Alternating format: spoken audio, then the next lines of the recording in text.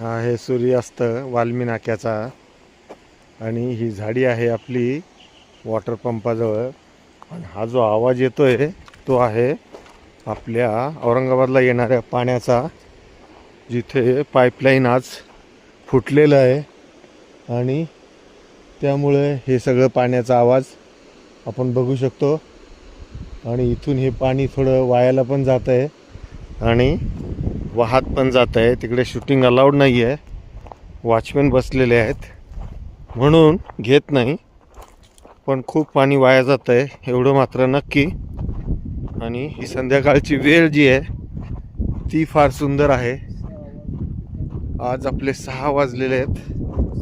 6:35ला हा देखावा आपण बघतोय कांचनवाडीच्या डोंगरावरून. आणि सुंदर झाडीमध्ये हा आपला सूर्यास्त होतोय.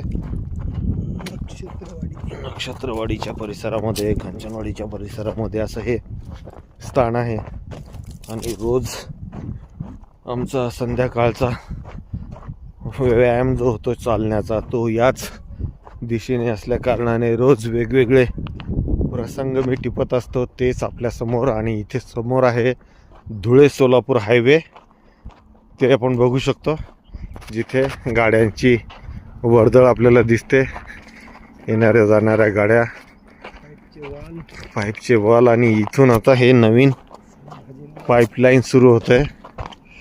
हे सगळं नवीन प्लॅनिंग आहे, जिथून आता आपल्याला पाणी मिळणार आहे.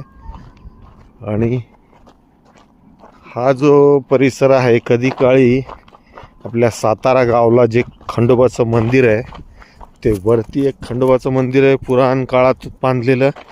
त्या काळात कधीतरी या डोंगरावर मावळ्यांनाही जावं लागलं असेल. आपली छत्रपती शिवाजी महाराजांची कर्मभूमी आपला महाराष्ट्र, अशा या डोंगरावरती दऱ्याखोऱ्यांना बघून वाटतं की खरंच त्या काळी किती खडतर आयुष्य जगून आपलं स्वराज्य महाराजांनी टिकवलेलं आहे आणि किती अडचणींना मात करून हे सर्व हस्तगत केलं असेल त्याची कल्पना येते. आम्ही पायी चालताना थोडं वेगाने पळत गेलं तरी पाय दुखतात आणि काहीच अंतराने चढावं लागतं, उतरावं लागतं. रस्त्यामध्ये खड्डे दगड यांचाही सामना करावा लागतो.